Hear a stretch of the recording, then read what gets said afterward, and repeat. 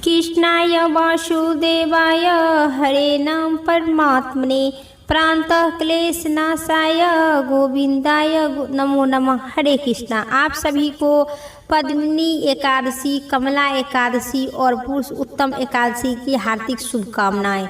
आज जेठ मास शुक्ल पक्ष की अधिक मास की एकादशी जो पहली एकादशी आज 27 मई 2026 दिन बुधवार को जेठ शुक्ल पक्ष की पहली एकादशी जे पद्मिनी एकादशी का व्रत रखा जाता है। इसे कमला एकादशी भी कहते हैं। इस व्रत को करने से रखने से व्यक्ति को कीर्ति, वैभव और संतान सुख की प्राप्ति होती है। यह व्रत सीधे ही वैकुंठ धाम का अधिकारी बनाते हैं और जीवन में सभी भौतिक कष्ट दूर होते हैं। शास्त्र में वर्णन है कि पुरुषोत्तम मास की इन एकादशियों का व्रत साधकों और भक्तों को रखने से भगवान विष्णु पुरुषोत्तम की स्वरूप की पूजा करने से सैकड़ों यशमय यज्ञ और वाजपेयी यज्ञ करने का सम्मान पुण्य फल प्राप्त होती है। आज इन तिथियों पर व्रत रखने के साथ साथ दीप दान, अन्न दान और मंत्र का जाप जरूर करें। ओम नमो भगवते वासुदेवाय मंत्र का जाप करें। जाप करने से ये पितरों को मोक्ष मिलती है, साधकों को जीवन में सुख शांति का वास होती है। आज सुनिए 27 मई दिन बुधवार को पद्मिनी एकादशी की संपूर्ण कथा, साथ ही विष्णु सहस्त्र स्तोत्र के पाठ और अंत में एकादशी माता की आरती। तो इन सब कथा सुनने के लिए आप वीडियो में अंततः बने रहिएगा। आज पूर्व काल में त्रेता युग में हृदय नाम का राजा के वंश में कीर्तिवीन नाम का राजा महिष्मती पुरी में राज करते थे। उस राजा की 1000 परम प्रिय स्त्री थी, परंतु उनमें से किसी का कोई पुत्र नहीं था जो कि उनके राज्यभर को संभाल सके। देवता, पितृ, सिद्ध तथा अनेक चिकित्साओं आदि राजा के पुत्र प्राप्ति के लिए काफ़ी पलायन किए, लेकिन कुछ भी असफल रहा। तो आइए श्रद्धा और चित्तमन से आप पद्मिनी एकादशी, कमला एकादशी की संपूर्ण कथा पहले प्रारंभ करते हैं। युधिष्ठिर बोले, भगवान अब मैं श्री विष्णु के व्रत में उत्तम व्रत जो सब पापों को हरने वाली तथा व्रती मनुष्य को मनोवांछित फल देने वाली एकादशी का श्रवण करना चाहता हूँ। हे जनार्दन, पुरुष उत्तम मास की एकादशी की कथा कहिए, उनका क्या फल है और उसमें किस देवता का पूजा किया जाता है। हे प्रभु दीननाथ, क्या पुण्य मनुष्य को क्या करनी चाहिए। उस दिन एकादशी के स्नान किया जाता है और स्नान के बाद ओम नमो भगवते वासुदेवाय मंत्र का जाप होता है। विधि विधान से पूजा की जाती है। पुरुषोत्तम भगवान पुरुषोत्तम मास में किए जाने अन्य भोजन उत्तम। सभी भगवान श्री कृष्ण बोले, हे राजेंद्र, अधिक मास आने पर जो एकादशी होती है वह कमला नाम से प्रसिद्ध है। वह तिथियों में उत्तम तिथि है। इसके व्रत के प्रभाव से लक्ष्मी अनुकूल होती है। इस दिन ब्रह्मा मुहूर्त में उठकर भगवान विष्णु को स्मरण करते हैं और विधि पूर्वक स्नान कर व्रत और पुरुषोत्तम का व्रत का नियम ग्रहण करते हैं। घर पर जप करना 1 गुना, नदी के तट पर जप करना 2 गुना और गौशाले में जप करना सहस्त्र गुना, अग्निहोत्र में 1100 गुना, शिव के क्षेत्र में, तीर्थों में, देवताओं के निकट तथा तुलसी के सामने 1,00,000 गुना और भगवान विष्णु के निकट अनंत गुना फल की प्राप्ति होती है। अमरापुरी में शिव शर्मा नाम का एक श्रेष्ठ ब्राह्मण रहा करते थे। उनके 5 पुत्र थे। इनमें से जो सबसे छोटा था वह पापचारी थे, इसलिए पिता और स्वर्गजनों उनके परित्याग कर दिया था। अपने बुरे कर्मों के कारण निवासित होकर वह बहुत दूर वन में चले गए थे और शारीरिक और दीन मूर्ख लिए थे। उन्होंने त्रिवेणी स्नान किया और फिर से सुधा से पीड़ित होकर वह मुनि के आश्रम में खोजने खाने की खोजने गए। इतने में वहाँ पर हरिमित्र मुनि का उत्तम आश्रम दिखाई दी। पुरुषोत्तम मास में वह से बहुत सी मनुष्य एकचित्र होकर यशमय पर पाप नाशक कथा कहने वाली ब्राह्मणों के मुख से उनको श्रवण पूर्वक कमला एकादशी की महिमा सुन रहे थे, जो परम पुण्यमयी तथा भोग और मोक्ष प्रदान करने वाली है। जय शर्मा ने विधि पूर्वक कमला एकादशी की कथा सुनकर उन सबके साथ मुनि के श्री आश्रम पर वहाँ व्रत किया। जब आधी रात हुई तो भगवती लक्ष्मी ने उन पर आकर बोले, ब्राह्मण, इन सब कमला एकादशी का व्रत के प्रभाव से संतुष्टि हुई है और तुम पर प्रसन्न हुए हैं और देवी देवताओं हरि विष्णु की आज्ञा पाकर वैकुंठ धाम से आए हैं। मैं तुम्हें वर दे दूंगी। ब्राह्मण बोला, माता लक्ष्मी, यदि आप मुझ पर प्रसन्न है तो वह बताइए कि कथा वर्तमान में सुधा ब्राह्मण सदा संकलित रहे थे। लक्ष्मी जी ने कहे, ब्राह्मण एकादशी व्रत का महिमा श्रोताओं के सुनाए गए योग सर्वश्रेष्ठ उत्तम विषय है। यह पवित्र वस्तुओं में सबसे उत्तम है, जिससे नाश होता है, पुण्य की प्रति होती है। अतः इनका रत्न पूर्वक श्रवण करना चाहिए। उत्तम पुरुष उत्तम श्रद्धा से युक्त होकर यह आधे श्लोक को पाठ करने से सैकड़ों महापापों से तलक मुक्त हो जाते हैं। जैसे मासों में पुरुषोत्तम मास, पक्षियों में गरुड़ तथा नदियों में गंगा श्रेष्ठ माने जाते हैं, उसी प्रकार एकादशियों में द्वादशी तिथि उत्तम है। समस्त देवता आज भी एकादशी व्रत करके लोभ से भारतवर्ष में जन्म लेने की इच्छा करते हैं। देवगण सदा ही रोग शोक से रहित भगवान विष्णु नारायण की पूजा करते हैं, भक्ति पूर्वक जप करते हैं। उनकी ब्रह्मा इत्यादि देवता सर्वदा पूजा करते हैं। जो लोग श्री हरि के नाम जपने संलग्न है, उनकी लीला कथाओं का कीर्तन नामों से तत्पर है, निर्धारित श्री कृष्ण की पूजा में होते हैं। वे मनुष्य कलयुग में कीर्ता तथा इत्यादि दोनों एकादशियों और द्वादशियों हो तथा रात्रि बिताने त्रियोदशी आ जाते हैं। त्रियोदशी के पारण में 100 यज्ञ का फल प्राप्त होते हैं। व्रत करने वाले पुरुष चक्र सुदर्शनधारी देवाधिदेव भगवान विष्णु के समक्ष मंत्र उच्चारण करके भक्ति पूर्वक संतुष्टित हो जाते हैं, उपवास करते हैं। वह मंत्र इसी प्रकार है, ओम कृष्णाय वासुदेवाय हरे नाम परमात्मने प्रांतः क्लेश नाशाय गोविंदाय नमो नमः।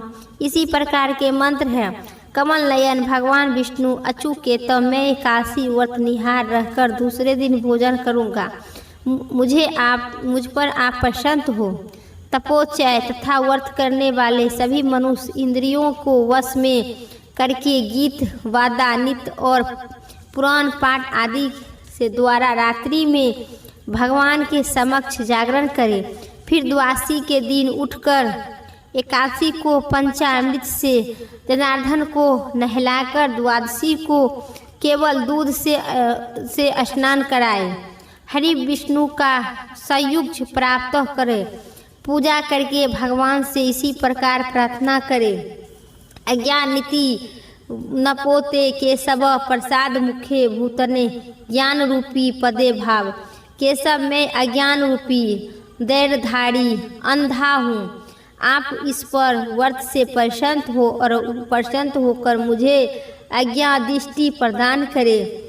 इसी प्रकार देवताओं को स्वामी के अधिदेव भगवान विष्णु गदा धारण से निवेदन करके भक्ति पूर्वक ब्राह्मणों को भोजन कराया तथा उन्हें दक्षिणा दिया। उसके बाद भगवान नारायण के शरण में होकर बलिवेश देवी की विधि से पंचामह यज्ञ का अनुष्ठान करके स्वयं मौन होकर अपने भाई बंधु के साथ भोजन करे। इसी प्रकार जो शुद्ध भाव से पुण्यमय एकादशी का व्रत और फल करता है, वह पुण्य विरधा से रहित वैकुंठ धाम के प्राप्ति होते हैं।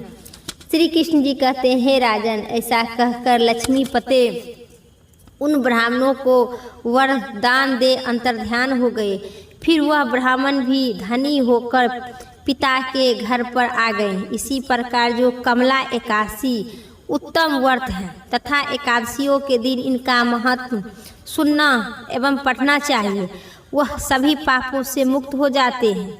युधिष्ठिर बोले, हे जनार्दन, पाप का नाश और पुण्य के दान करने वाली एकादशियों को महिमा पुनः वर्णन कीजिए, जिसके इस व्रत लोक में करके मनुष्य परम पद को प्राप्त करते हैं। भगवान श्री कृष्ण कहे, राजन, शुक्ल या कृष्ण पक्ष में जसी एकादशी है उनका परित्याग न करो, क्योंकि वह मोक्ष रूपी सुख बढ़ाने वाली कलयुग में एकादशी की भाय धुन होते हैं। संपूर्ण मनोरथ की पूर्ण करने वाली, कामनाओं देने वाली तथा पाप को नष्ट करने वाली एकादशी जो पद्मिनी एकादशी है, मंगल चाहे पूर्व पर्वत के समय अथवा संक्रांति के ही दिन क्यों न हो, सदा ही उनका व्रत करना चाहिए। भगवान विष्णु के प्रिय भक्तों को एकादशी का त्याग कभी नहीं करना चाहिए। जो शास्त्र का विधि से इस लोगों में एकादशी का व्रत करना चाहिए, वे जीव मुक्त हो जाते हैं, इसमें तनिक भी संदेह नहीं है।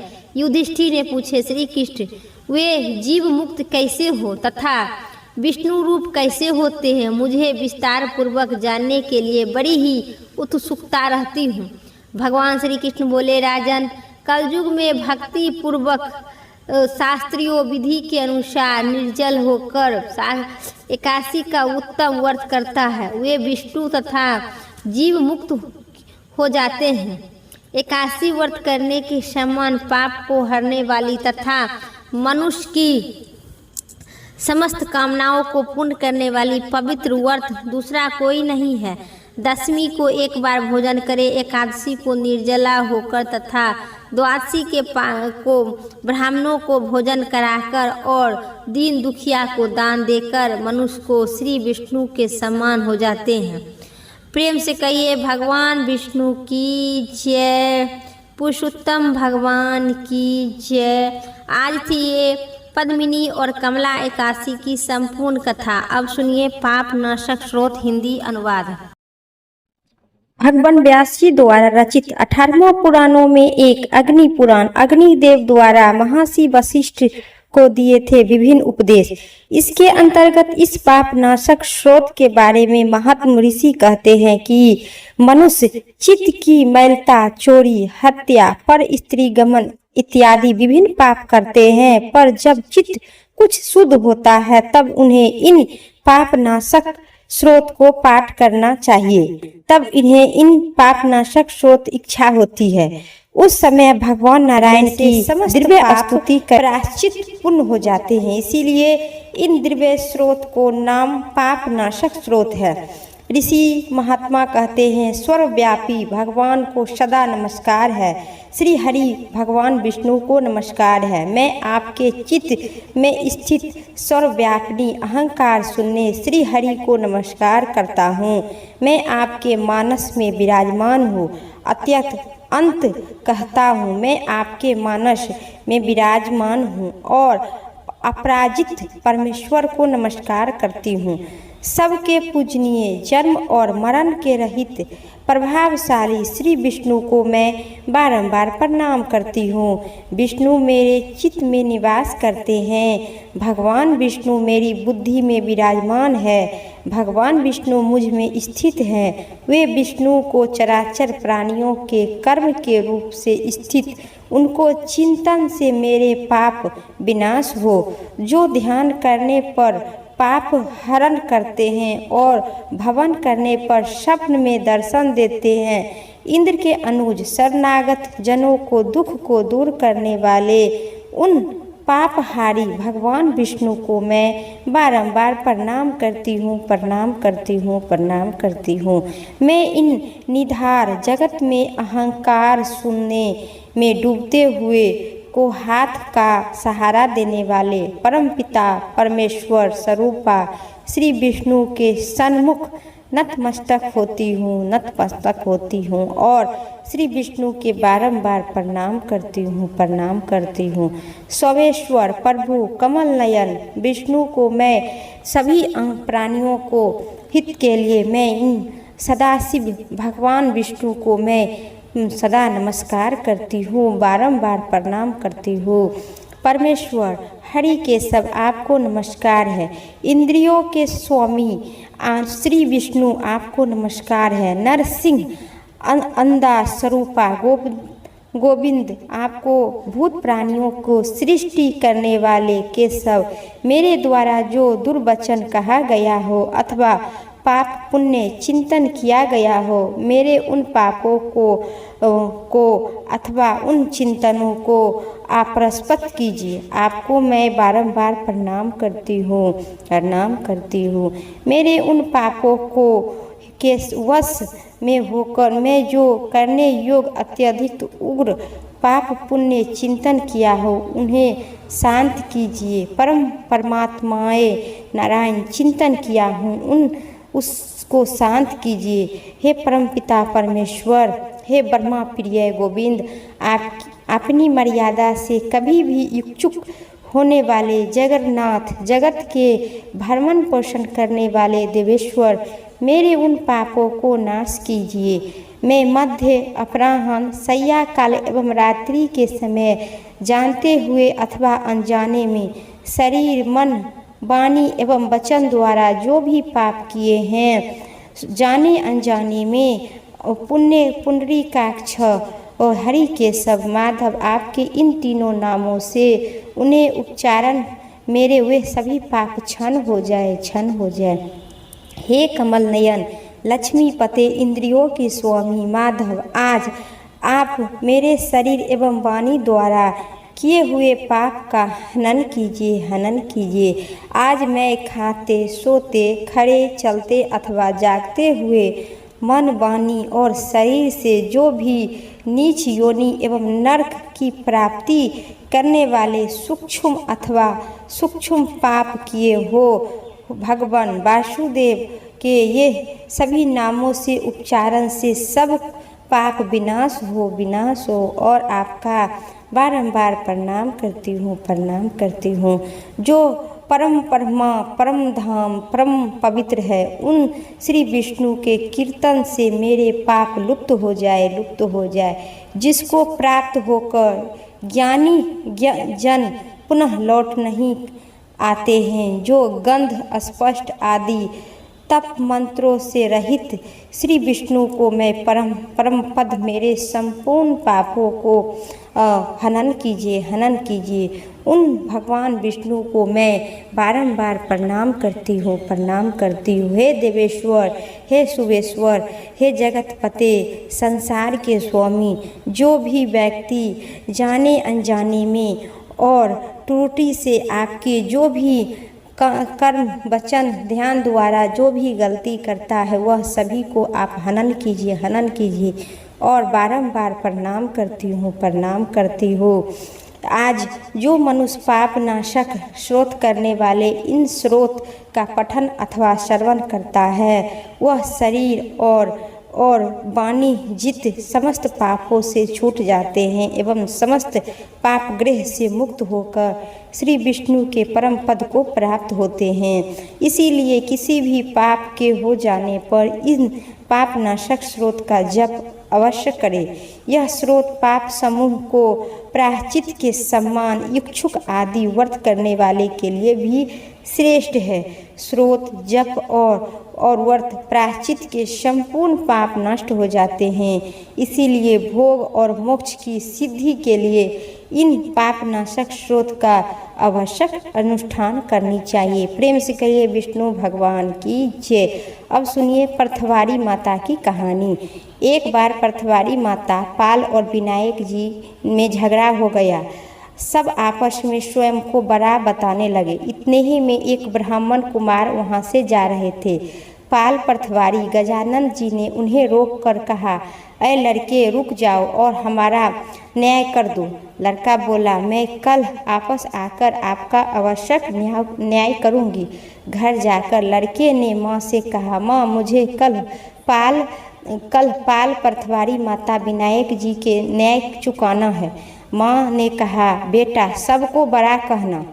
दूसरे दिन ब्राह्मण लड़का वहाँ पर आए और बोले, पाल माता आप बड़ी हो, क्योंकि हर व्यक्ति आता है और स्नान ध्यान करके शुद्ध होकर जाता है और आप सबकी रक्षा करते हैं। हे पर्थवारी माता आप सबसे बड़ी हो, क्योंकि कितने भी तीर्थ धर्म ध्यान कर लो, लेकिन आपकी पूजा किए बिना उनका कार्य पूर्ण नहीं होता है।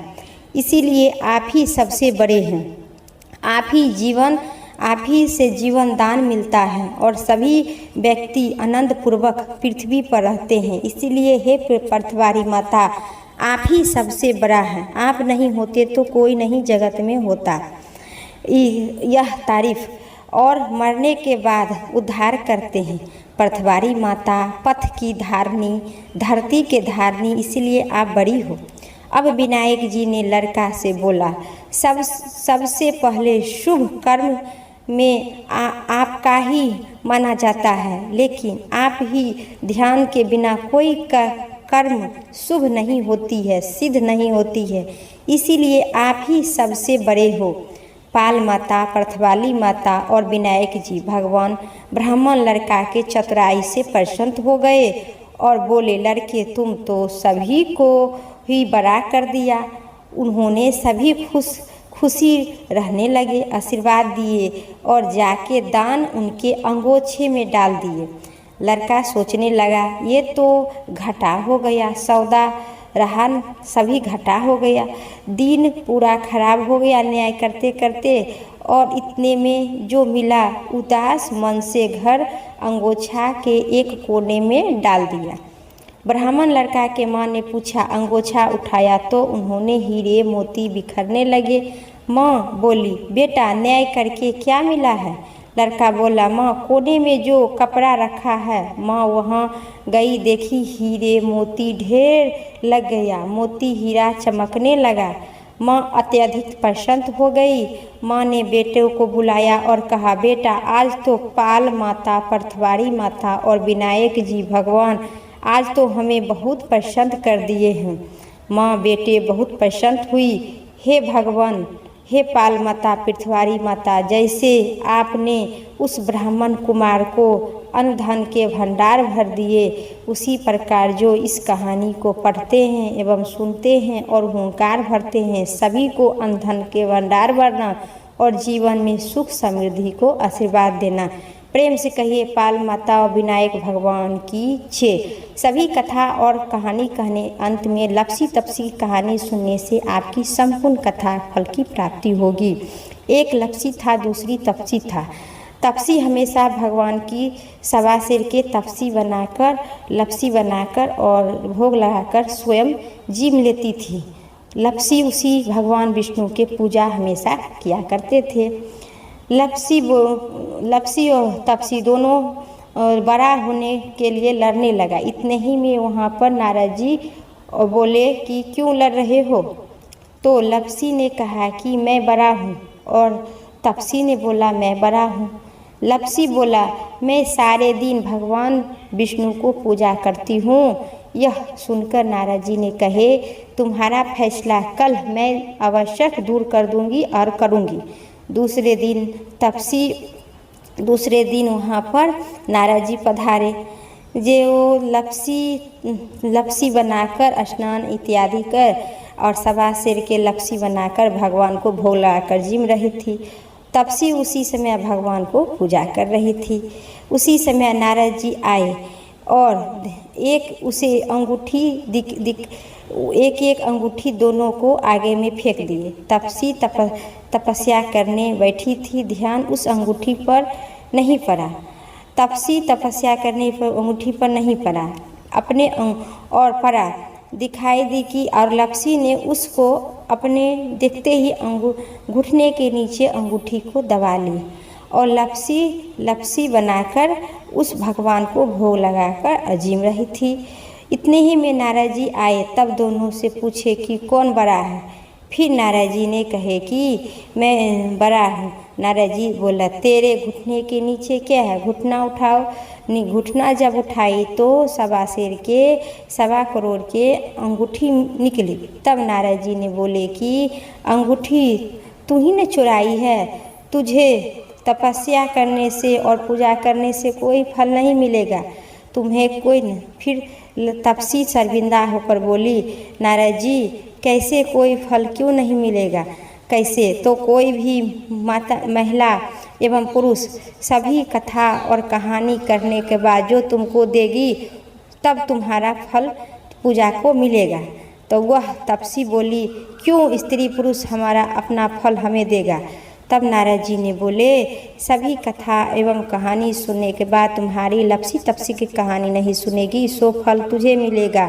रोटी बनाकर चींटी को, गाय को और कौए को जो नहीं खिलाएगा सो फल तुझे मिलेगा। ब्राह्मण जिमाकर दक्षिणा नहीं देगा सो फल तुझे मिलेगा। साड़ी के साथ ब्लाउज नहीं देगा सो फल तुझे मिलेगा। दिए में दिए जलाएगा सो फल तुझे मिलेगा। सब व्रत त्योहार की कहानी सुनने के बाद तेरी कहानी जो नहीं सुनेगा सो फल तुझे मिलेगा। तब से लपसी और तपसी की कहानी सुनी एवं पढ़ी जाती है। अंत में प्रेम से कहिए, लपसी और तपसी की जय जय एकादशी माता मैया, जय एकादशी माता। विष्णु पूजा व्रत को धारणी करी, विष्णु पूजा व्रत को धारणी करी, शक्ति मुक्ति काता। ओम जय जय एकादशी माता, तेरे नाम गिनाऊं देवी, भक्ति प्रदान करिनी। गण गर्भ की देनी माता, शास्त्रों में वरिणी। ओम जय जय एकादशी माता। मार्गशीर्ष के कृष्ण पक्ष की उत्पन्ना विषितारी जन्मी है मैया, विषितारी जन्मी। शुक्ल पक्ष में होए मोक्षदा, शुक्ल पक्ष में होए मोक्षदा, मुक्तदाता बन आई। ओम जय एकादशी माता। पौष कृष्ण पक्ष की सफला नामक है, शुक्ल पक्ष में होए पुत्रदा, आनंद से अधिक रहे। ओम जय जय जय एकादशी माता। नामी सटतिला माघ मास में कृष्ण पक्ष आवे है मैया, कृष्ण पक्ष आवे। शुक्ल पक्ष में जया कहलावे, विजय सदा पावे। ओम जय जय एकादशी माता। विजय फागुन कृष्ण पक्ष में, शुक्ल पक्ष अम्ल की, पाप मोचनी कृष्ण पक्ष में, पाप मोचनी कृष्ण पक्ष में, चैत महाबली की। ओम जय जय जय एकादशी माता। चैत शुक्ल पक्ष में नामी कामदा, धन देने वाली, नामी बरुथनी कृष्ण पक्ष में, वैशाख महाबली की। ओम जय एकादशी माता। शुक्ल पक्ष में होए मोहिनी, अपरा जेठ कृष्ण पक्ष में, नाम निर्जला सब सुख करनी, नाम निर्जला सब सुख करनी, शुक्ल पक्ष रखनी। ओम जय जय एकादशी माता। योगिनी नाम आषाढ़ में जानू, कृष्ण पक्ष करनी, देव शैनी नाम कहलावे, देव शैनी नाम कहलावे, शुक्ल पक्ष धरनी। ओम जय एकादशी माता। कामिका श्रावण मास में आवे, कृष्ण पक्ष करिए है मैया, कृष्ण पक्ष करिए। सावन शुक्ल होए पवित्रदा, सावन शुक्ल होए पवित्रदा, आनंद से रहिए। ओम जय एकादशी माता। अजा भाद्रपद कृष्ण पक्ष की परिवर्तनी शुक्ला, इंदिरा आसीन कृष्ण पक्ष में, भव से सागर निकला। ओम जय जय एकादशी माता। पाप कुसा है शुक्ल पक्ष में आप हरनिहारी। हे मैया आप हरनिहारी। रमा मास कार्तिक में आवे दुखदायक भारी। ओम जय एकादशी माता। पावन मास में देव उठनी शुक्ल पक्ष की दुख नाशक मैया। हे मैया दुख नाशक मैया। पावन मास में करूँ विनती पार करो नैया। ओम जय जय एकादशी माता। परमा कृष्ण पक्ष में होती जन मंगल करनी। शुक्ल मास में होए परवर्तनी। शुक्ल मास में होए पदनी। दुखदायक दरिद्रता हरिणी। ओम जय जय एकादशी माता। जो कोई आरती एकादशी की भक्ति हित गावे। हे मैया भक्ति हित गावे। गुरीता जन गुरीता स्वर्ग का वह निश्चय पावे। ओम जय जय एकादशी माता। मैया जय जय एकादशी माता। प्रेम से कहिए एकादशी माता की जय। विष्णु नारायण भगवान की जय। आज की आरती समाप्त हुई। उम्मीद करते हैं आप सभी को इस कथा आरती पसंद आए तो एक लाइक करके, और चैनल पर नई है तो सब्सक्राइब करना आप सभी भूल जाते हैं तो उसे सब्सक्राइब भी कीजिएगा, और कमेंट करना भी भूल जाते हैं तो कमेंट में हर हर महादेव लिखना ना भूलिएगा।